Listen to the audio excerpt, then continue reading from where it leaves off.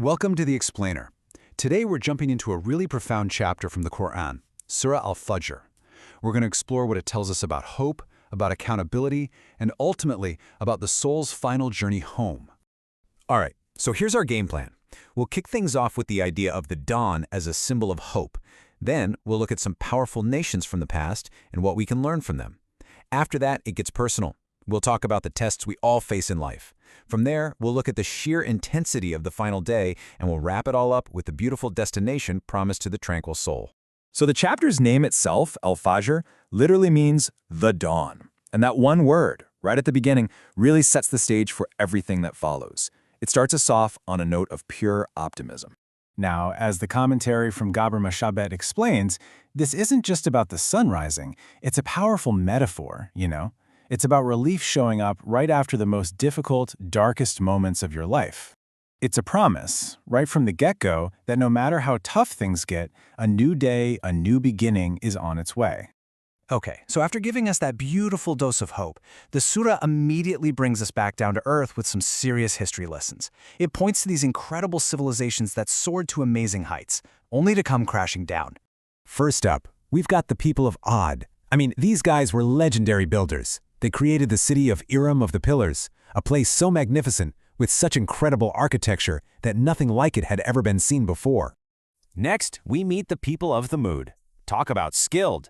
These were master craftsmen who literally carved their cities right out of the mountainsides, turning solid rock into these amazing, intricate homes.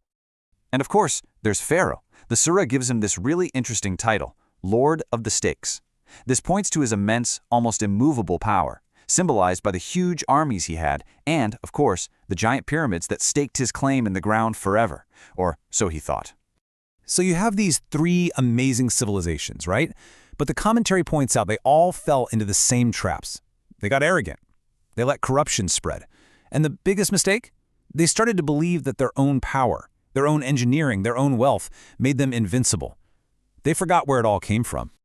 And that brings us to the knockout punch of this section.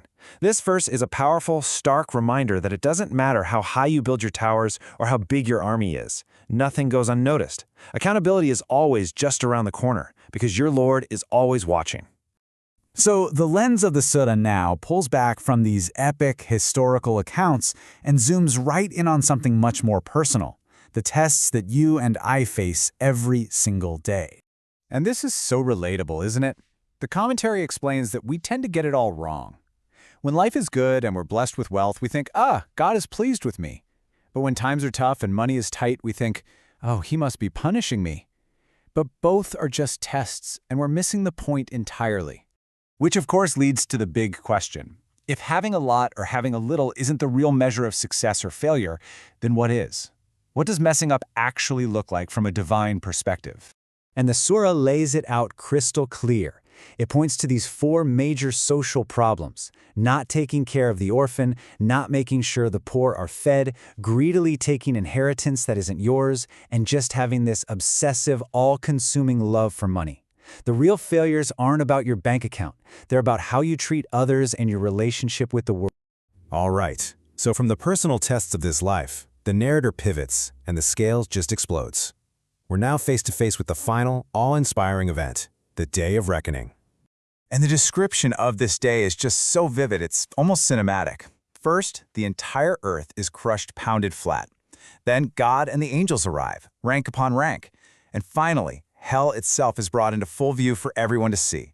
It's the ultimate moment of truth on a cosmic scale. And in that moment, when everything is laid bare, this is the soul's gut-wrenching cry. It's that sudden, horrifying realization of what life was really for and the deep, profound regret that it's too late to go back and do things differently. But after that incredibly intense scene of judgment, the surah doesn't end on a note of fear. It brings us full circle, back to that initial message of hope, delivering us to a final, beautiful dawn. And this final message isn't for everyone. It's a direct address to a very special kind of soul, the Nefs al-Mutma'iniyah, the tranquil soul. This is the one who passed the tests, the one who wasn't shaken by wealth or by poverty because their sense of peace came from their connection to God, not from their circumstances. And so, it all ends with this incredible, beautiful invitation, a call to come home. It's the ultimate promise of peace, belonging, and paradise. This is what the whole journey from the darkest night to the brightest dawn has been about. It truly leaves you wondering, what choices can I make today to be one of those souls who gets to hear that call?